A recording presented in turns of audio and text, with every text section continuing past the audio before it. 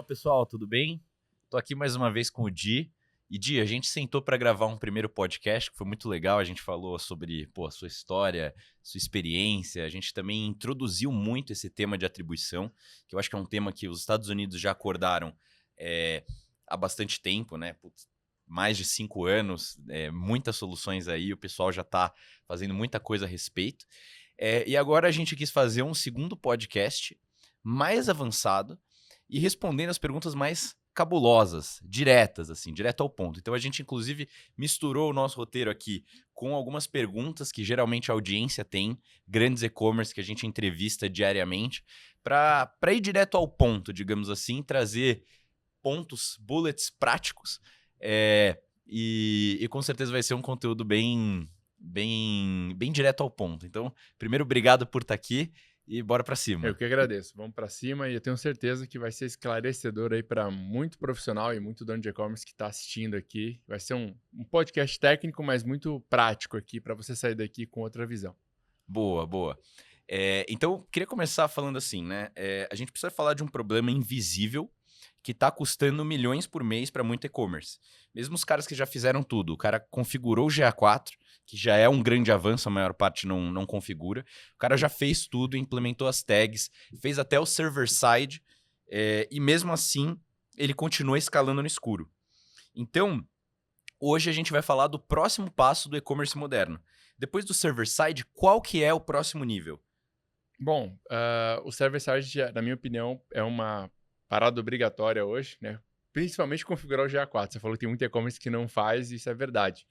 Depois que você faz isso, você pode dizer que você tem ali minimamente os dados sendo alimentados e devolvidos ali para as plataformas. Beleza, esse é o primeiro passo.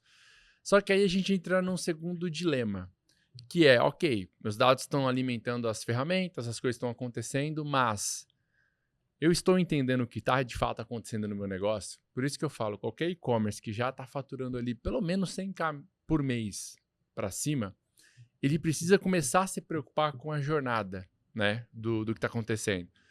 Vamos dar um exemplo. Hoje um ROAS médio ali 6 de mercado. Então um cara que fatura 100k, né, ele deve estar investindo ali na casa de 6 a 10 mil, por aí, né? Podemos dizer, até um pouco mais, na verdade, né? Até uns 15, 16 mil reais, dependendo do ROAS ali. Já é uma grana que está indo aí para algum lugar, certo? O problema é, eu estou entendendo de fato tudo o que está acontecendo dentro dessa jornada. Por que a jornada é importante? A gente hoje lida com clientes que investem 3 milhões só em Google Ads. Ou seja, tem muita grana rolando. Se a gente não conseguir, não se preocupar minimamente em entender a jornada do público e do que está acontecendo, a gente já se perde. Então, o server-side ele não ajuda a gente nisso. Ele ajuda a gente a ter a atribuição certa, o last click, ali, um dado mais verídico. Mesmo assim, ainda eu tenho um pé atrás ainda em várias coisas. Mas o próximo passo é realmente um software, uma solução que vai conseguir me ajudar de ponta a ponta a entender o que trouxe essa pessoa, por onde ela passou e o que fez ela converter, que é o jogo que a gente está jogando hoje, para a gente conseguir tomar as melhores decisões. Então, o básico GA4, menos de 100 mil reais não importa, GA4 tem que estar configurado. Server-side, ali o cara já começou a faturar, já precisa ter isso aí. Eu estou vendo já muito e-commerce começando e já instalando e perfeito, isso é ótimo. Só que passou de 100k ali, já está investindo 15, 16, 20 mil por mês, você vai perder dinheiro se você não conseguir entender o ponto a ponto do negócio. Perfeito. Então a questão é a jornada de compra. Então no fim do dia, o que você está fazendo com o server-side?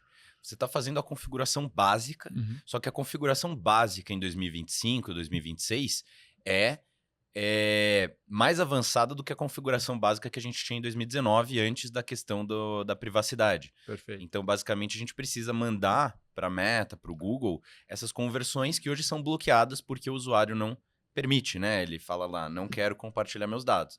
Então, você meio que precisa coletar por conta própria. Só que a maioria dos e-commerce acha que está madura em tracking quando faz o server-side, mas a verdade é, saber de onde a venda entrou não diz nada sobre por que ela aconteceu, né? Como que você vê essa evolução do e-commerce moderno? Tá, você falou uma palavra que é um gancho, acho que para o nosso podcast, que é o tracking, né? O tracking, ele é uma tradução literária de rastreamento, né? Se a gente for ver. Só que eu gosto de separar agora, falando em português, o traqueamento do rastreamento, né? Por quê? O que eu aprendo também lá fora, os caras que já usam isso daqui. O traquear, ou o que o server-side faz, é você conseguir saber o último passo. Você sabe quando você está numa trilha caçando alguém ali? Não estou dando uma analogia aqui, mas você consegue ver os últimos passos até o local que a pessoa está. Isso aí é o que eles chamam de traqueamento. O rastreamento é você saber de onde ela veio. É você conseguir acompanhar tudo. Então, o que é o próximo passo, na minha opinião, do e-commerce moderno? É ele conseguir saber todos os pontos de contato que o usuário passou até o ponto final, que é onde ele converteu. Que é o que a gente mais se preocupa. Eu não estou mais preocupado agora em saber o que trouxe aquela pessoa, até porque se formos olhar só server-side, vamos otimizar por isso, a gente vai só subir orçamento em campanha de catálogo, que é aquelas fundo horrível lá, o fundo branco e etc. Aquelas campanhas toscas, imagem, post estático, entendeu? E a gente vai, na minha opinião, a gente vai tomar muita decisão errada. Depois eu posso contar aqui, a gente vai, acho que vai chegar nesse assunto, que vai ser legal. O quanto que anúncios narrativos, matriz criativa está baixando o custo por compra. Só que se eu não souber tomar a decisão correta e entender que isso está sendo uma entrada do meu caminho ali, da minha trilha, eu vou estar fazendo burrada. Então o e-commerce moderno é o que já está se preocupando em entender todo o passo a passo que o usuário percorre até a decisão de compra. E não mais somente o que está trazendo ali o last click, etc. Eu tenho discussões diretas aí com gerentes de e-commerce que eles ficam olhando last click por canal para decidir onde vão alocar a verba. E o legal é o loop infinito que eles ficam, entendeu? Aí eles vão, não, aporta mais aqui. Aí mês que vem cai tudo ali. Aí vamos arrumar isso aqui. E parece que não sai desse problema. Então a discussão já está em outro nível. Acho que você deve conhecer um pouco dessas histórias. Eu falo porque eu lido diretamente com gerentes de e-commerce que lidam operações grandes, mas ainda não têm ainda a noção clara de traqueamento, rastreamento e tomam decisões desse jeito ainda, entendeu? Perfeito, perfeito. Então é interessante o que você falou da trilha, né? Uhum. Tá caçando alguém. Sim. Mas basicamente, digamos assim, o último clique seria você vai olhar, beleza, tô seguindo esse cara. Só que eu vou olhar só os últimos passos Exato. dele. Se você tentar olhar os últimos passos para tentar adivinhar quais foram os passos que ele percorreu, você não vai ver nada. Pode ser que teve uma bifurcação, né, no meio da floresta e o cara correu e chegou até ali. Então, por isso que você precisa acompanhar essa jornada, porque o marketing tá ficando cada vez mais caro. Sim. E aí, se você só olhar para esse último clique, que é o que você tá falando, né, que o server-side, ele vai continuar o último clique. No GA4, até o pessoal fala que, bom, tem o data-driven, o modelo baseado em dados do GA4, só que se você observar bem aqui naquele negócio de caminhos de conversão, ele vai direcionar a maior parte do peso para o fundo de funil. Coincidência ou não, é o que mais favorece o Google. Só que aí tem uma questão, porque assim, eu que fiz e-commerce, Meta para mim era o mais forte. Naquela época, 2019, acho que nem tinha TikTok, nem tinha ainda campanha PMax, você tinha lá YouTube e Search, beleza, e catálogo do shopping. Sim. Só que aí qual que é a questão? O padrão de compra mudou muito e eu estava até discutindo com um cliente essa semana. Vamos lá, se às vezes a grande escala do seu e-commerce tá naquele criativo de meta que gera um desejo pra caramba, beleza, você vai ter que investir nele para crescer. Só que, o que aconteceu hoje em dia? Você não compra mais do anúncio de meta. Isso não é mais uma realidade. Eu tô falando por mim mesmo. Eu tô comprando móveis essa semana pra casa. Tô comprando lá um sofá, achei bonito. Pô, sofá bonitão. Já vi review, já vi várias coisas, mas você acha que eu vou pegar e clicar no anúncio da Meta e comprar? Não, você, cara, vai pesquisar pra caramba, vou pesquisar preço. E até eu tô percebendo que existe um monopólio das grandes marcas, porque eu, como consumidor, eu simplesmente penso assim, Amazon. Por quê? Porque a Amazon eu já comprei 50 vezes, eu sei que se der problema, eu vou pedir meu reembolso bem fácil. Então, no fim do dia, o que acontece? Essa sofisticação da jornada de compra, ela faz com que você não compre direto do anúncio da Meta. Mesmo que o seu desejo tenha começado na Meta. Se não tivesse aquele vídeo que mostra, aquele seu produto de forma mágica, você nem ia saber que aquela marca existe. Perfeito. Só que o processo de compra é quase como se, digamos assim, é que como a gente está falando de e-commerce, isso tudo acontece online. Mas é como se eu separasse marketing e vendas. O meu processo comercial de tomada de decisão da compra, ele acontece tudo no Google. Google, reclame aqui, comparação de preço, review. Só que aí o que acontece? Se eu vou pensar na atribuição, aquela questão da meta, que foi extremamente importante, pode ser meta, pode ser TikTok, pode ser alguma coisa de display, mas que houve a geração de desejo, ela fica completamente descoberta. Porque a chance do last click ser Google não é, digamos assim, baixa. Um problema de atribuição, que a gente pode falar. Ela é de quase 100%. Por quê? Porque o processo de compra hoje em dia, ele poucas pessoas estão tomando decisão no impulso. Por quê? Porque, bom, 2019, 2020 você tomava decisão no impulso. Mas agora você tem menos tempo, você não fica... E você também, possivelmente, já caiu numa experiência de compra ruim. Então você pensa na hora de comprar, será que eu tô tomando decisão boa? Então, é isso que eu fiquei refletindo. O que você acha disso? Porque eu acho que isso explica bem a questão do por que o last click não é bom mais o suficiente. Acho que essa é a questão. Exato. Você deu um exemplo de um segmento excelente de imóveis. Eu atendo algumas empresas desse segmento. A gente olha muito uma métrica chamada TMC, que é o tempo médio de conversão. Para quem compra móveis, ninguém compra em 3 dias, em 4 dias. Eu não estou comprando uma vitamina para o meu cabelo, que foi que eu recebi um anúncio tão bom que eu comprei ali no Meta Ads. Não, eu entro numa jornada. Quanto maior o ticket, menor a taxa de conversão e maior o tempo de jornada. Então, olha que louco isso. Aí imagina que o cara lá do gerenciador lá, que é o que está acontecendo hoje, infelizmente, mas ele tá só deixando campanha rodar, que é a que está mostrando que converteu, que é aquelas post estáticas, aquele vídeo maravilhoso que fez você gostar dele, ele está sempre saindo e entrando no ar. Então, esse looping que está fazendo as empresas colocarem campanhas no ar, tirarem campanhas do ar. Pode parar para prestar atenção. Eu estava falando ontem numa aula sobre isso. As agências tradicionais ficam pedindo criativo para os clientes. Manda criativo, manda criativo. Aí o cliente vai, passa para um dia inteiro, grava um monte de anúncio, manda para a agência. Aí a agência daqui uma semana já está pedindo de novo, manda criativo, manda criativo. Mas cadê? O que deu certo nisso daqui? O que está funcionando? Por quê? Só está funcionando o last click. Ninguém está olhando um relatório. Esse aqui é o que deu o thumb stop rate bom. Esse aqui está com gancho bom. Precisa só melhorar o finalzinho. Essa análise mais crítica não tem ainda hoje, sabe? Você não vê isso em muitos lugares. É muito sobre, cara, esse converteu.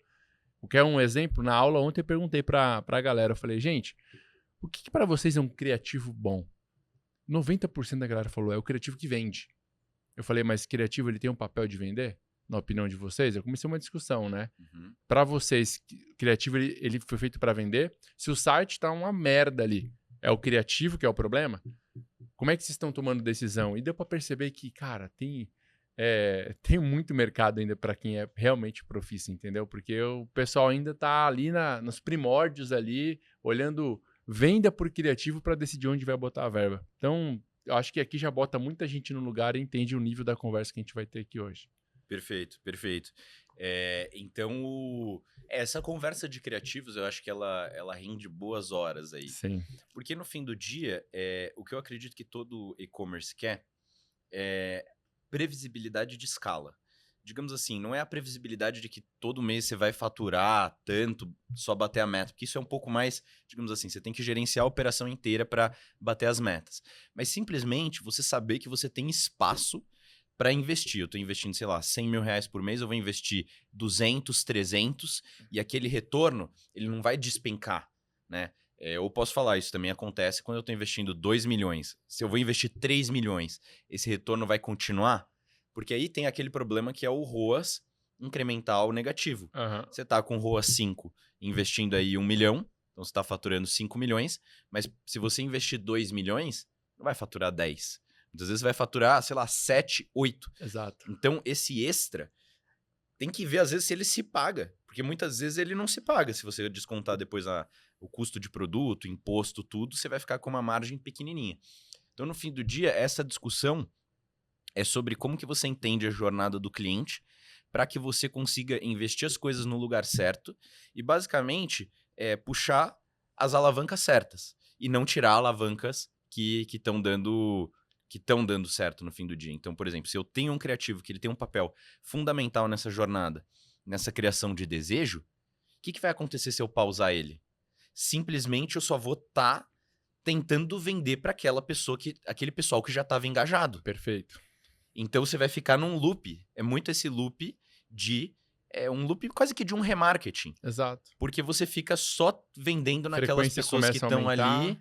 É isso. E aí, a questão, porque no fim do dia é um racional que faz sentido, que é o seguinte, vamos supor lá que você tem 1 milhão de pessoas que estão engajando com a sua marca.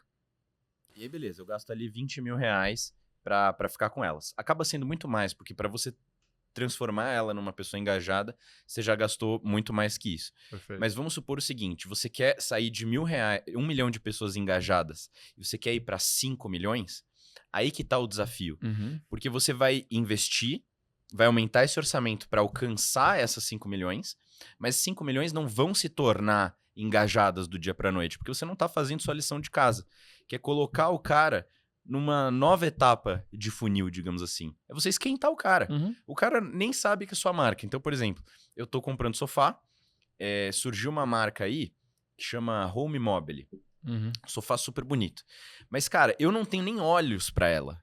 Por quê? Porque eu só vou comprar na Amazon, na Tokstok, enfim, eu só vou comprar de marca conhecida, porque eu não vou arriscar. Então, pra ela quebrar a bolha da minha cabeça de falar assim, pô, deixa eu arriscar de comprar nessa marca, vai ter que ser feita uma etapa, uma conquista. Primeiro vai ter que ter o desejo, depois talvez eu vou ter que engajar com a marca, eu vou ficar namorando assim com essa marca. E ainda nem comprei, provavelmente eu já vou seguir com outra marca ali, porque, pô, preciso de um sofá. Aí entra um fator interessante. Imagina essa marca agora fazendo um criativo, narrativo, onde ela fala assim, ó, chega de comprar móveis nas empresas tradicionais. Você precisa conhecer o custo-benefício, a qualidade da empresa X e tal. Esse criativo, às vezes, ele vai ter um thumb stop rate muito alto, ele vai ter um CTR muito alto, às vezes não vai ser o que converte, mas você concorda que ele está trazendo gente para perto dessa marca porque ele usou uma narrativa com gancho forte para te puxar? Ele não dá ROI, mas ele traz gente. Perfeito. E as pessoas estão pausando esse tipo de anúncio hoje. Tá entendendo onde eu tô chegando? É isso que tá acontecendo. Então, o cara às vezes tem uma ideia muito criativa e disruptiva, só que aí no final do dia ele fala, não deu ROI. Aí ele pausa tudo aquilo e volta ao limbo todo que você falou, que, cara, é um pouco da galera que ficou ali. Então, quem tá entendendo essa parada de ponta a ponta tá jogando um outro jogo hoje, entendeu? E tá comprovando na prática. Eu tenho vários cases aqui. Tem empresas de imóveis que eu atendo, que é famosíssima no Brasil, e que o ticket é entre 5 e 6 mil reais, tá? Só pra você ter uma ideia. Era muito comum o time de mídia deles aceitarem CPA de 400 a 550 reais. Porque estava dentro do markup deles ali, isso daí já. E aí eu cheguei com a matriz criativa. Mas primeiro eu cheguei com a ideologia pra galera. Falei, ó, seguinte, eu vou trazer para vocês uma nova mentalidade. Nem todo mundo vai conseguir entender no começo, mas vocês precisam confiar em mim. Então a gente vai subir isso em paralelo. Então a gente subiu a matriz criativa, que aí eu posso depois detalhar para você um pouco como é que funciona e por que isso está revolucionando o e-commerce. E a gente subiu. Custo por compra entre 80 e 90 reais. A taxa de conversão saiu de 0,15 ali, porque é um ticket alto, para 0,37, 0,40. E todo mundo ficou olhando um pro outro assim, entendeu? Falando, cara, o que tá acontecendo? Entendeu? Só que em nenhum momento eu deixei eles pausarem esse tipo de anúncio. Porque a vontade que eles tinham olhando ali às vezes um ROI, essas coisas, era pausar. Embora esses criativos ainda convertam, tá? Baixa muito o custo de compra. E a gente conseguiu entender como é que seria essa trilha. O gancho, o anúncio que traz clique, o anúncio que vende, etc. O remarketing deles começou a funcionar melhor, começou a baixar custo. Parece que as coisas começaram a fazer sentido. E aí a gente conseguiu entender o que de fato esse papel faz da matriz. Mas isso no feeling, que eles não tinham software para acompanhar ainda de ponta a ponta. Eles estavam gerenciando no last click. Eu trouxe uma visão nova, ainda sem tecnologia. Eles começaram a ver o resultado acontecer, mais vendas com o mesmo investimento, só que ainda não estava tão claro para eles. Só para você ter uma ideia de como é que está hoje o jogo e o que está fazendo as empresas buscarem mais eficiência, entendeu? Perfeito. Não, faz total sentido. A matriz de criativo, depois quero conhecer mais, mas no fim do dia você tem uma inteligência por trás disso, né? Você não está fazendo só criativo ali para venda, que você vai olhar o ROAS, porque aí a conversa ela começa a ficar mais complexa. Você precisa abrir essa discussão para que você consiga, digamos assim, usar essa máquina de criativos bem. Você precisa mensurar o que está acontecendo com o criativo em cada etapa do funil. Porque a grande questão é que antes não existia tecnologia para isso, principalmente no Brasil, né? Então, o que a Nemo é? Porque eu não vou falar Nemo, vou falar uma solução de atribuição avançada. Uma solução que te permita enxergar essa jornada de compra e, com isso, mensurar os seus criativos, mensurar as suas etapas de funil. Esse marketing de, no fim do dia, como que você vai tomar suas decisões de alocação de investimento, né? Então, por exemplo, vamos comparar direto. O que é a Nemo? É que a gente fala Nemo porque a Nemo foi a primeira, né? Então, mas o que é uma solução de atribuição que te permita ver essa jornada de compra, enxerga que o GA4 e o gerenciador de anúncios não enxerga? Primeira resposta na lata é a jornada, que eu mais gosto de usar a solução. Por quê? Porque eu consigo saber exatamente aquele trabalho que eu estou fazendo de inteligência estratégica de aquisição, ele realmente está fazendo sentido em toda a jornada do meu funil ali. Então é isso que eu busco hoje, entendeu? Porque se for para olhar só o que está convertendo, eu não preciso de software, eu vou ficar no feeling ali, no feeling marketing, que é o que está todo mundo fazendo. O que eu mais busco é a validação das minhas estratégias com uma tecnologia de ponta que me mostre que aquilo realmente está funcionando e tomando sentido ao que eu estou acreditando, entendeu?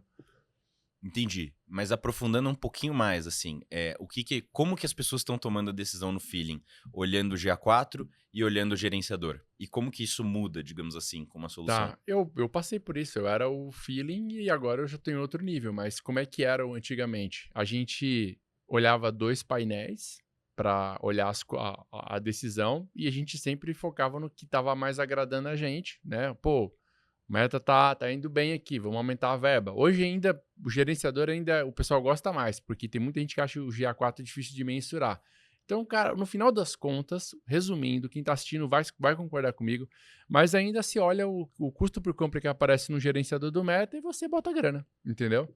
Aumenta a verba aqui, ó, como é que tá indo bem isso daqui, entendeu? E aí fica nesse negócio, aumenta a verba no Meta Ads, vai indo pelo feeling ali para conseguir tomar a decisão. E eu fui essa pessoa por muitos anos que olhava o GA4 e o Meta para tomar as decisões e a métrica que mais fazia sentido ali para mim era que eu seguia, entendeu? Pô, o GA4 tá melhor que o Meta, acho que eu vou apostar nisso daqui, eu ficava nesse vai e volta, entendeu? Mas no final das contas eu tava olhando o last click só e eu não tava conseguindo fazer a estratégia completa funcionar.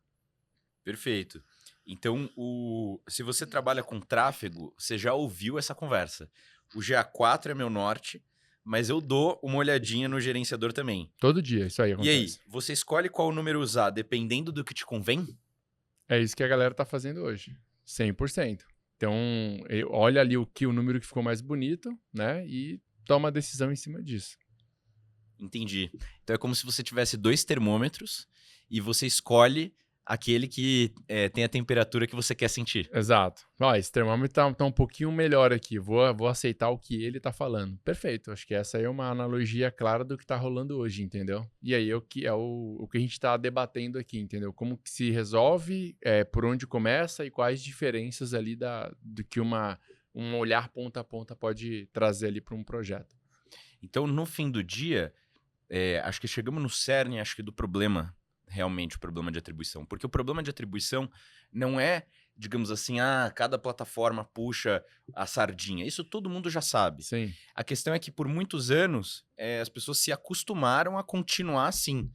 E aí, no fim do dia, é essa decisão, digamos assim, devo seguir o ROAS do gerenciador de anúncios ou devo seguir a receita atribuída no GA4? É essa escolha, dentro de uma escolha, que tá o problema. Porque quem que tá tomando essa decisão? Geralmente é o analista de mídia. Sim. Só que essa decisão não é uma decisão operacional. Ela é uma decisão estratégica. Perfeito. Por quê? Dinheiro. Estamos falando de dinheiro. Uhum. Estamos falando de milhões. Com certeza o financeiro, o CFO, olha ali na DRE e tá falando assim, caramba, o nosso custo de meta aí é alto, hein? Estamos investindo 1 milhão, 2 milhões. Mas lá na ponta, como que diariamente essa decisão está sendo tomada? Uhum. Então estamos falando que um problema que as pessoas tratam como operacional, por isso que geralmente a gente pergunta, como é que tá lá tá com Note 7 no GA4, como é que tá essa configuração? O pessoal fala, pô, isso aí é uma dor de cabeça, tem que ver lá com meus meninos do tracking. Exatamente. Lá, que fizeram a configuração do GA4. Só que no fim do dia, isso é uma decisão estratégica. Uhum. É um assunto estratégico ou um assunto tático. Um assunto tático de mensuração e tomada de decisão dos criativos que você já investiu uma nota para fazer o criativo no estúdio, né? Talvez você contratou consultoria, talvez sua agência tá fazendo essa estratégia, que acho que são poucas agências, com certeza, fazem um trabalho bom. Aqui no Brasil são poucas. Lá no mercado norte-americano, eu posso dizer que eu conheço de 10 que eu converso, 7, 8 já estão olhando com muito carinho, já estão usando tecnologias. Mas aqui no Brasil ainda é um campo aberto, cara.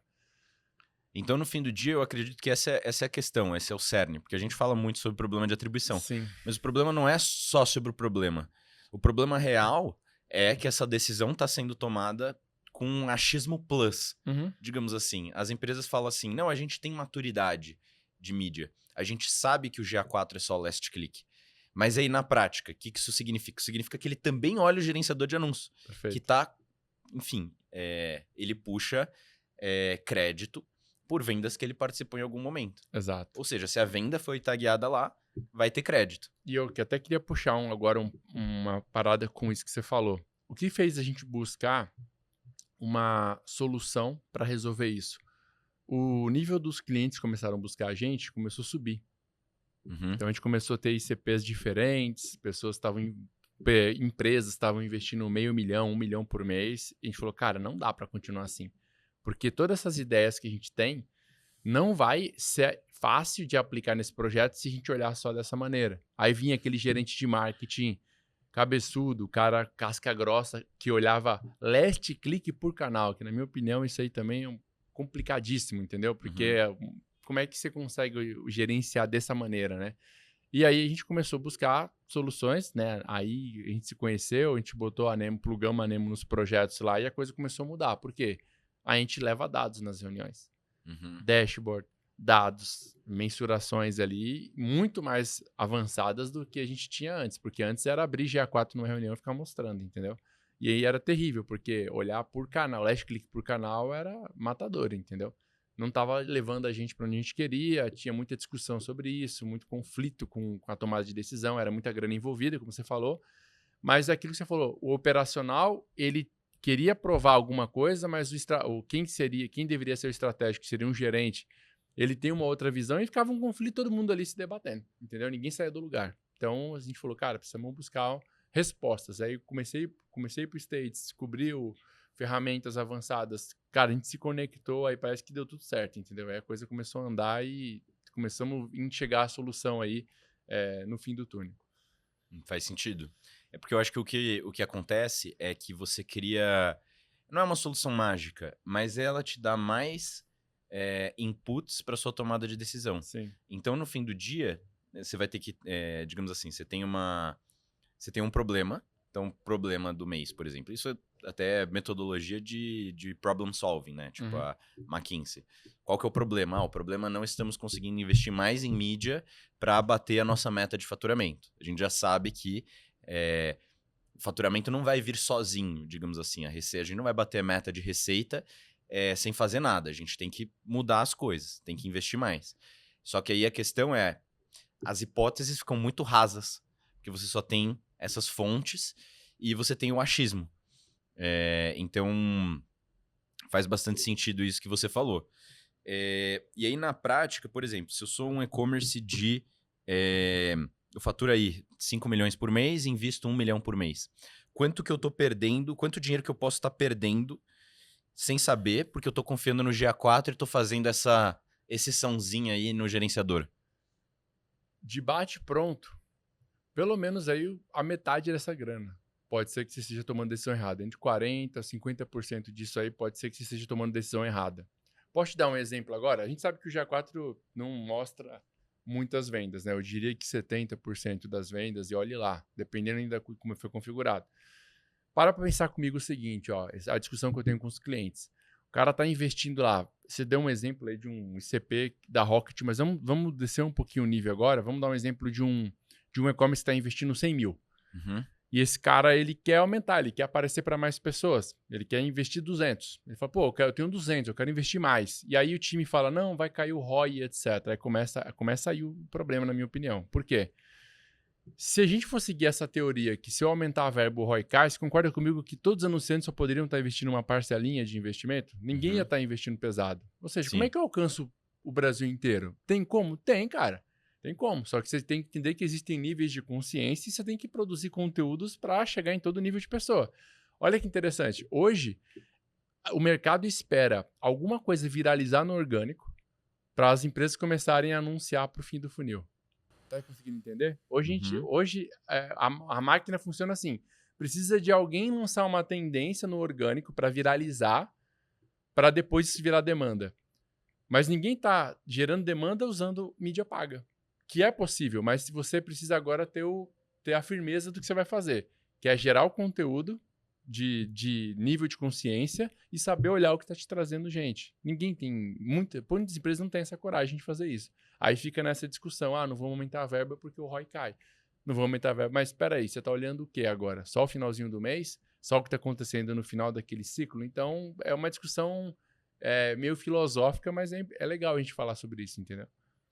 Faz sentido, porque aí no fim do dia não vamos aumentar a verba porque o ROI cai. Aí fica tipo com um medo corporativo. Exato. Que todo mundo fica com receio de Qualquer pessoa que tomar está risco. assistindo isso aqui vai concordar. Não, eu já tentei aumentar a verba e meu ROI caiu.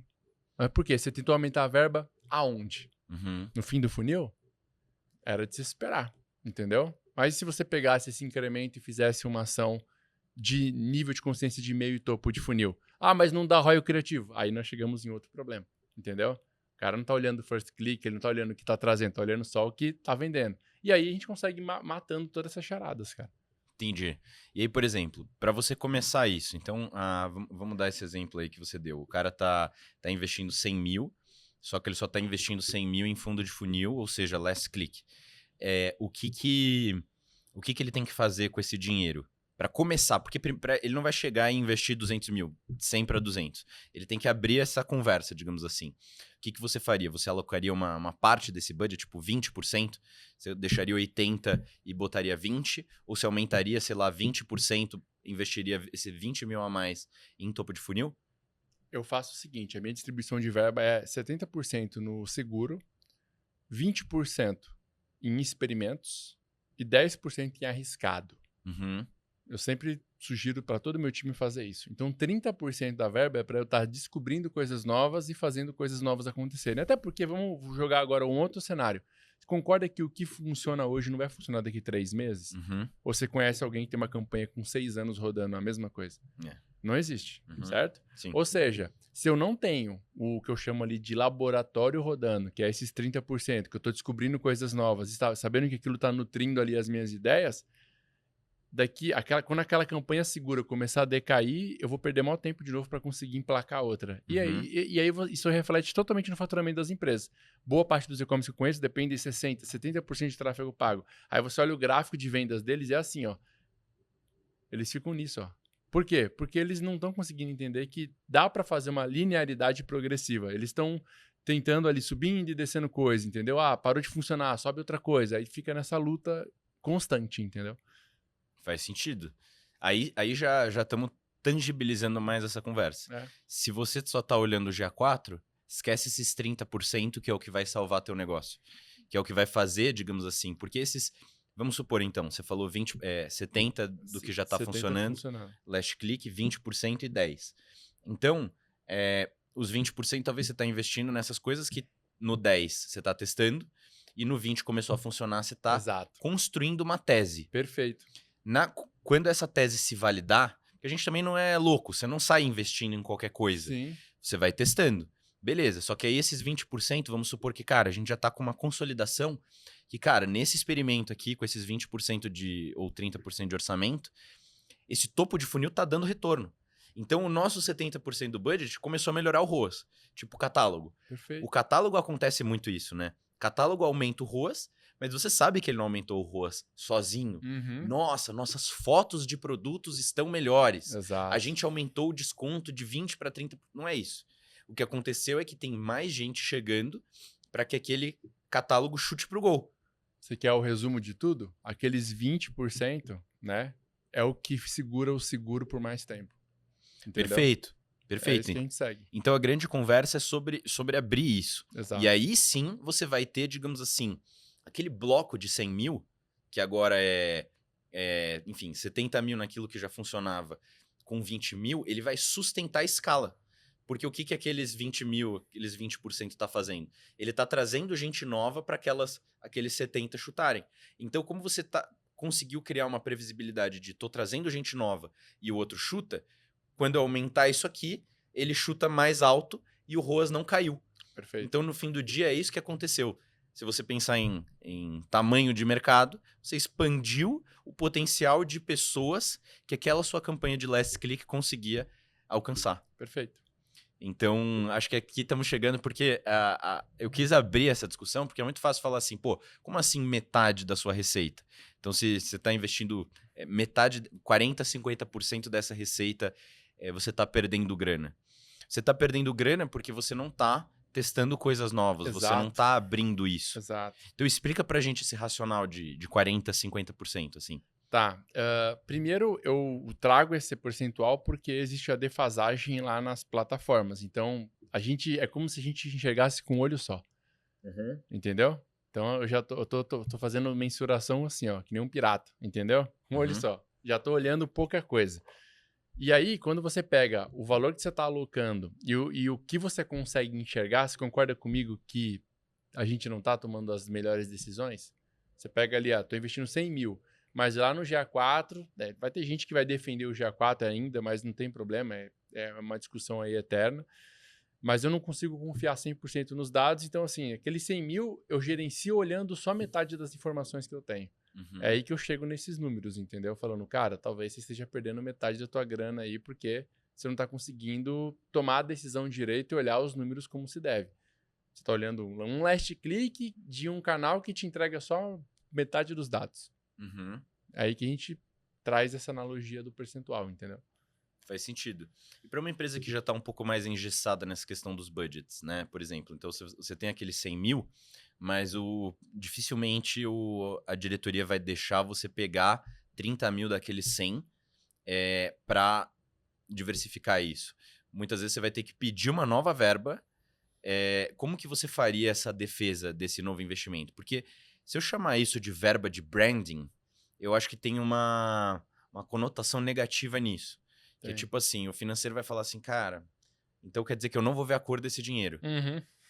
Então, como que você traduziria isso para a realidade de uma empresa um pouco mais engessada? Tá, eu tenho situações assim, que a gente tem uma verba limitada, a gente deixou tudo bonitinho, eu chamo ali que é o cliente, que é o cultivador de roas, né? Eu imagino um cara no meio do milharal cultivando roas bonito, mas ninguém pode mexer no milharal dele, né? Ótimo. Só que você concorda comigo que todo mês eu estou fazendo uma gestão nova, eu estou subindo novas coisas nessa campanha. E é exatamente nessa nova ação que eu começo a fazer essa alocação, entendeu? Então, tá tudo funcionando aqui, só que eu tenho que subir novos criativos. Qual que é a minha ideologia para conseguir quebrar esse paradigma? A roteirização desses novos criativos já é baseada numa matriz criativa. Então, assim, eu já estou pedindo que esse conteúdo venha de um novo formato para eu testar. Eu não vou ficar só repetindo o conteúdo que eu estou fazendo. E aí eu vou colocando isso para dentro da conta de forma progressiva para que isso vai tomando forma e eu consiga provar no futuro que no final tudo melhorou, entendeu? É difícil. Tem cliente que topa, tem cliente que fala assim, pô, claro, vamos testar, vamos tentar acertar. Beleza. Eu uso várias frases também que funcionam muito bem, né? Quantidade de testes que você faz determina a velocidade de acertos que você tem. Ou seja, se a gente começar a testar um pouco mais, a gente vai acertar um pouco mais. A pergunta que eu faço para os clientes é, cara, hoje a gente não está testando nada. Vamos dar um exemplo que eu teste 2 coisas novas por semana, certo? Estamos 4 semanas, então eu tenho 8 chances de acertar algo novo no mês. Se tudo desse certo, né? Mas que metade dê certo. Então eu acertei 4 coisas novas no mês. Já é legal. É isso que a gente precisa, entendeu? E aí eu vou trazendo isso como reflexão nas reuniões para que a gente consiga ter o apoio ali deles para colocar essas coisas novas no ar, entendeu? Não, faz sentido. Então, primeiro uma cultura de testes, né? Exato. Digamos assim, uma cultura de growth, né? Que é você testar várias coisas para você descobrir as principais alavancas. Só que vamos supor que, beleza, você está falando lá com a diretoria assim falou, legal, gostei da sua visão sobre cultura de testes, estamos precisando de inovação aqui na empresa, estamos fazendo há muitos anos as coisas da mesma forma. Mas e aí, sobre dinheiro? Você vai mexer nos nossos 100 mil que já estão alocados na nossa DRE projetada, ou você vai precisar de mais verba? Eu primeira decisão que eu tomo é sempre pedir uma verba extra, para não afetar no que tá resultando. Mas se eu não receber isso, para eu conseguir entregar mais resultado para essa pessoa e para esse projeto e eu conseguir fazer a diferença, eu vou fazendo aquilo que eu te expliquei. Eu vou colocando novas estratégias dentro daquela verba que eu tenho alocada para conseguir mostrar coisas diferentes acontecendo, mesmo que em proporções pequenas, entendeu? Então, é o que eu tento Então fazer você começaria talvez com 10%, Exato, isso começaria, assim, exato. reinvestir. Toda semana eu tenho que subir uma estratégia nova, ou cada 15 dias uma nova campanha. Então, dentro dessa nova campanha, eu coloco ali um pedacinho de coisas novas para eu validar, mas está respeitando o budget que o cliente deu, entendeu? Então, não estou fazendo nada de errado, entendeu? Entendi. Você vai ter que entregar resultado. Você conhece alguma empresa disruptiva que conseguiu descobrir algo muito novo sem testar nada? Com certeza não. E eu acho que aí tem essa questão, né? Muitas vezes a estrutura da empresa já está engessando isso. Sim. Né? Então você precisa ter ou um líder disruptivo que fala assim, cara, eu vou fazer acontecer, a gente precisa de uma cultura diferente, porque... Eu tenho uma história bem legal para te contar. Tem uma empresa que eu sempre quis trabalhar, uma empresa de calçados no Brasil, muito famosa. E um dia eles me procuraram para trabalhar junto. E aí, na reunião, entrou uma diretora de marketing, né, de e-commerce, né, na época, e começou a me falar assim, como é que você olha o ROI por canal e tal? Começou a fazer umas perguntas, né? Ela falou, cara, a gente tem uma política de seguir esse tipo de anúncio aqui, a gente não quer nada diferente e tal. Ela começou a falar desse jeito na reunião já, antes da gente fechar qualquer coisa, entendeu? Aí eu falei, aí eu não quis avançar ali a parceria na reunião, finalizei a reunião, chamei meu time e falei, esse é um cliente que a gente não vai poder trazer para dentro. Aí todo mundo, como assim? Que os caras estavam querendo fechar. Eu falei, ele vai dar problema pra gente. Você viu o tanto de camadas que a gente vai ter que passar para conseguir aprovar uma coisa nova? Não vamos conseguir ajudar esse cara. A gente vai entrar e vai sair. Eles já estão na 4ª agência da vida, a gente vai ser a 5ª e o problema não vai ser a gente. Vai ser a estrutura interna. E aí foi quando eu tive a tristeza de mandar um e-mail depois da reunião e falar, olha, infelizmente, tal, devido às políticas internas e nossas, talvez não dê pra gente evoluir a parceria. E eu não entrei com esse cliente, cara. Justamente porque já deu pra entender que eu teria... Pra eu aprovar qualquer teste novo, eu teria que passar por umas 4 pessoas ali e todo mundo ia declinar, entendeu? Então, olha que bizarrice isso. É o que você falou, da cultura engessada dentro das empresas, entendeu? Não, isso faz total sentido. Só que aí a conversa muda quando você tem a mensuração. Por quê? Porque você consegue apresentar uma coisa que muda Exato. tudo. Dados. Dados reais, não enviesados, que não é, digamos assim, aquele estudo que a plataforma fez e te mostrou, o lift, que aí você fica assim, cara, isso parece ser real, mas será que é mesmo? Porque tem um interesse envolvido aí em eu aumentar esse investimento. Então faz sentido ter uma solução que te mostra isso de forma transparente. Perfeito. Né? Então, mas eu queria fazer uma pergunta também, que é, por que esse erro de atribuição é tão difícil de ver? Porque só quando a gente tem clareza que a verdade aparece.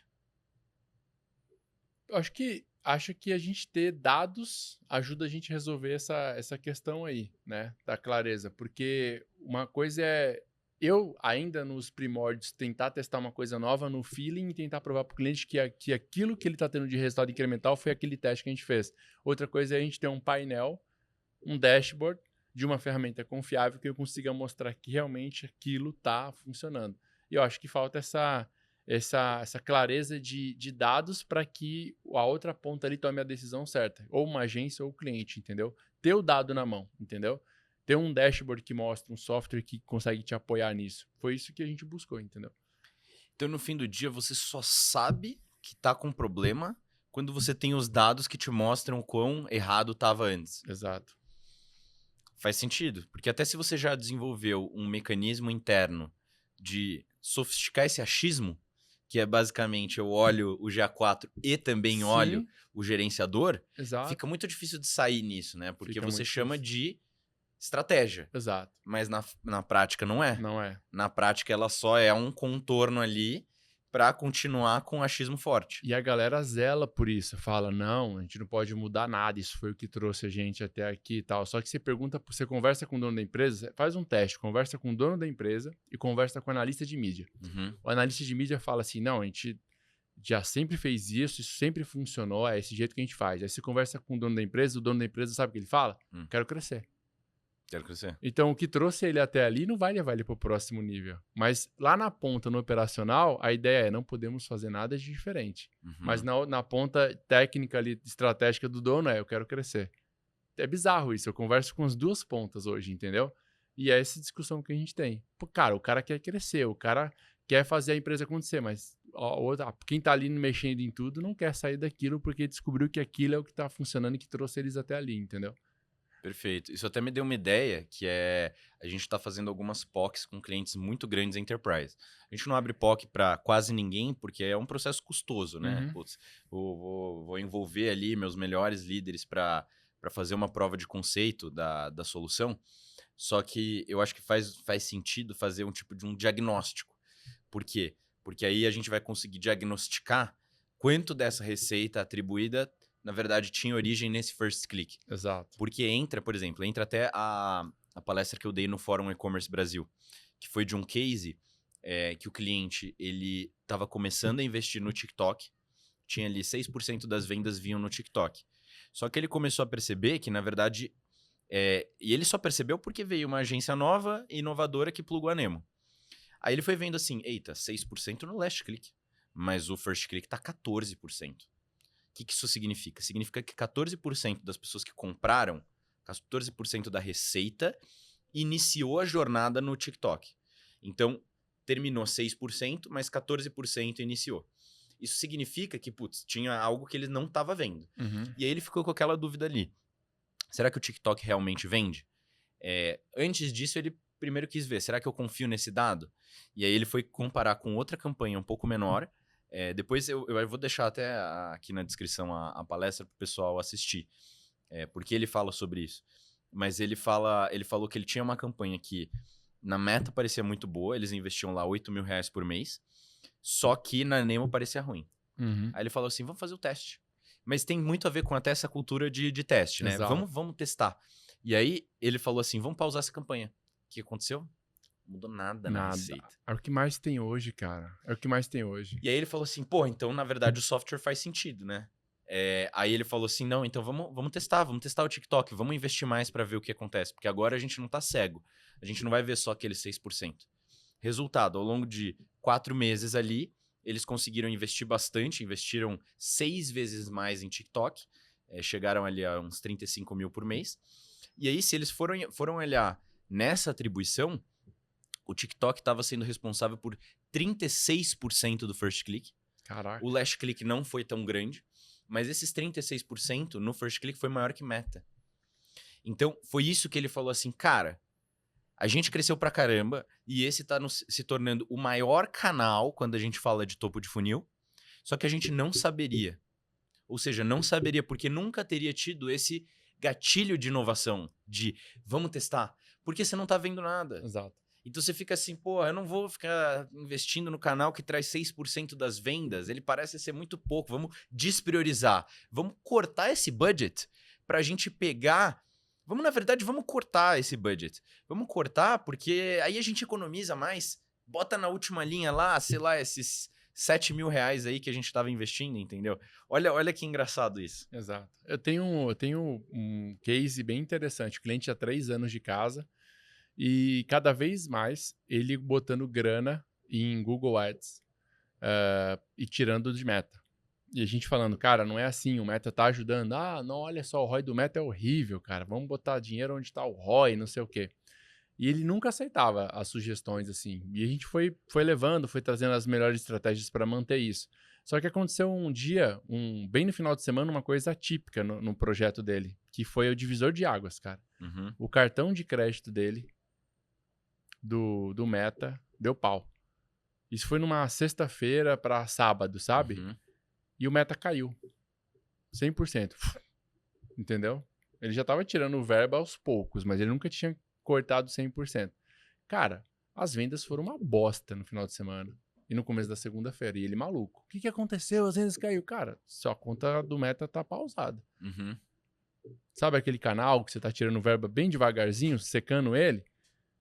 Ele secou de uma vez agora. Eu acho que você tá começando a sentir o efeito agora. Não, solta aí. Foi botar o cartão de novo. começou a voltar às vendas. Só que o ROI do Meta é ruim, não é? Mas é o que estava...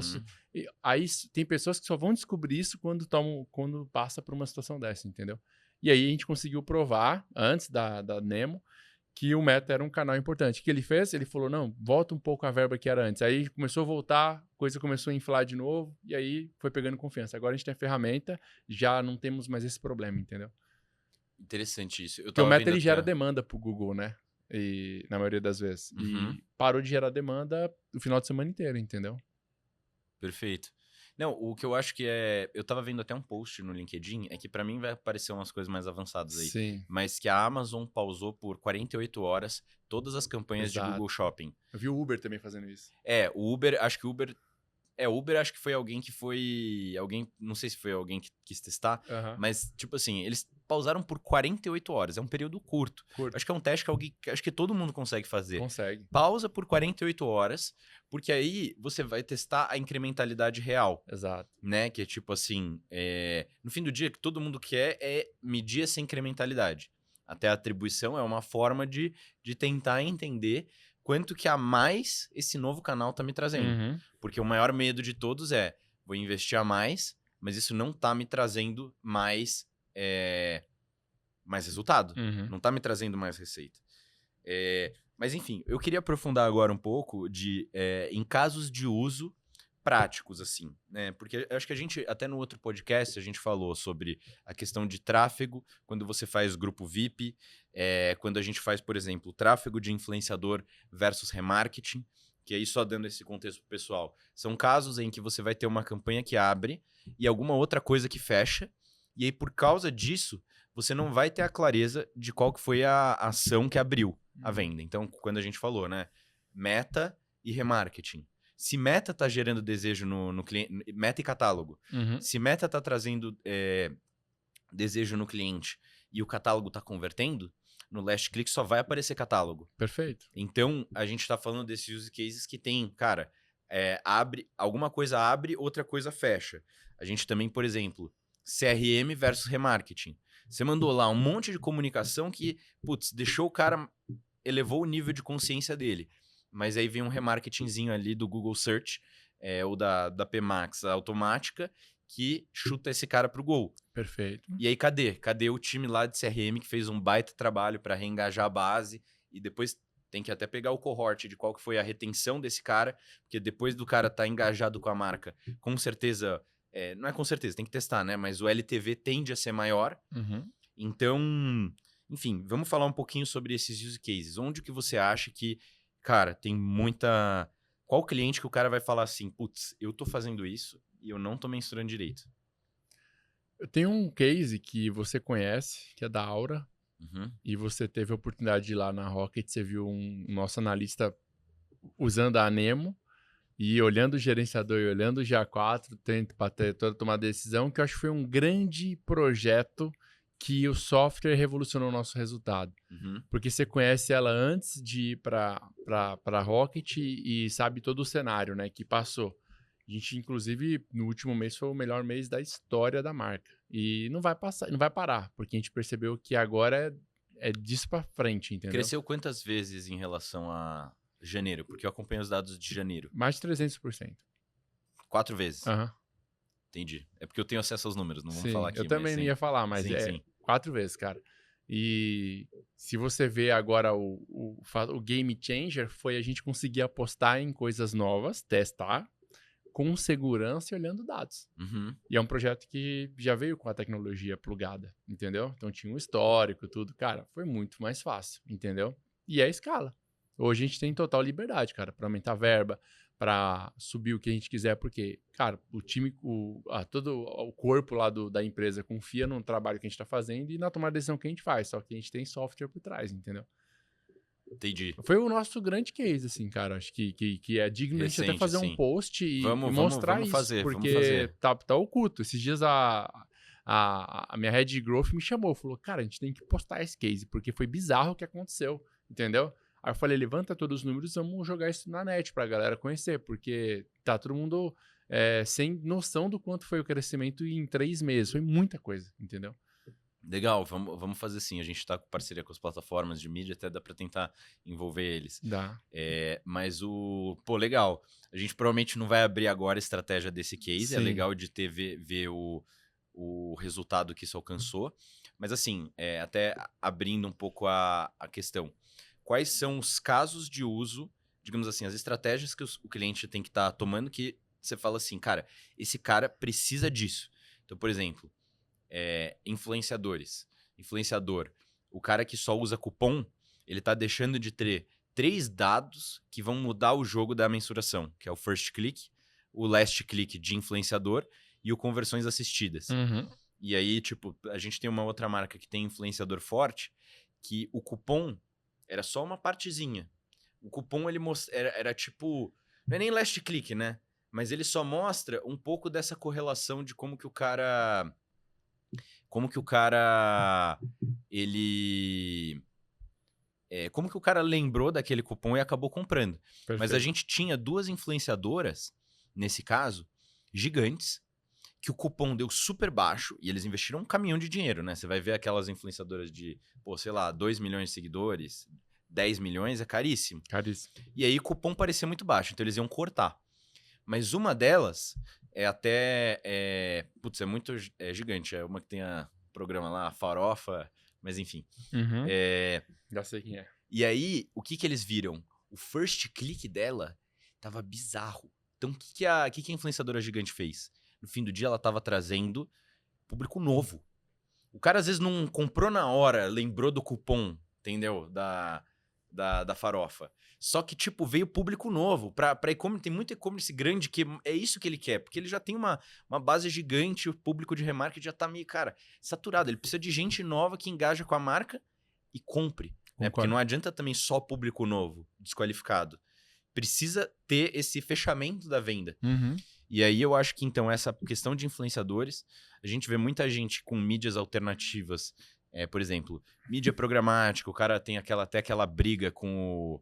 Sim. Sempre briga de ficar pagando... Mesmo remarketing, aquela coisa toda também. O Grupo VIP não é um canal também que muito e-commerce usa e não consegue mensurar direito? Grupo VIP, não sabe. Não dá pra mensurar direito o Grupo VIP.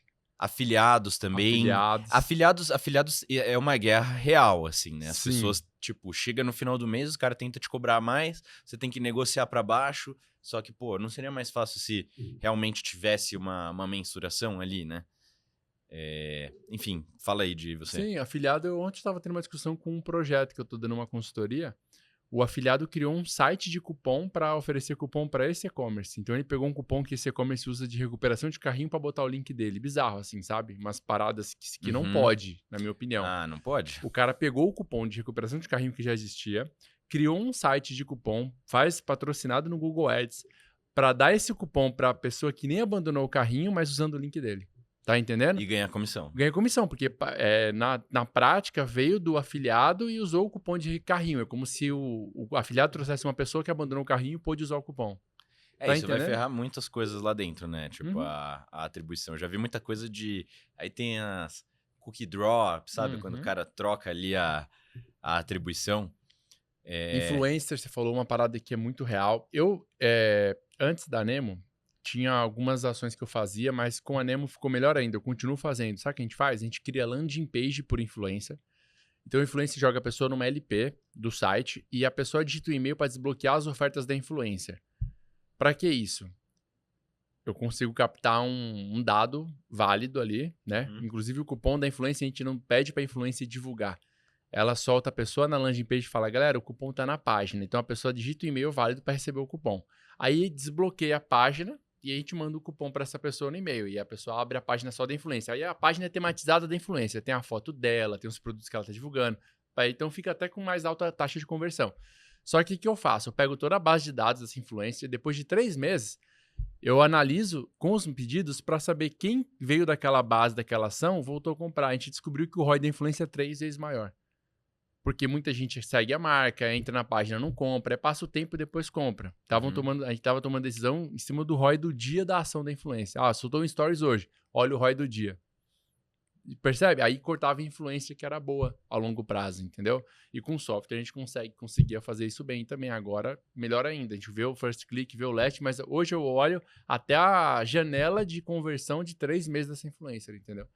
Não, conversões assistidas. Isso aí também é super Isso. inovador ali que a gente lançou, mas cara, você vê quanto que no fim do dia essa influenciadora impactou em vendas. Exato.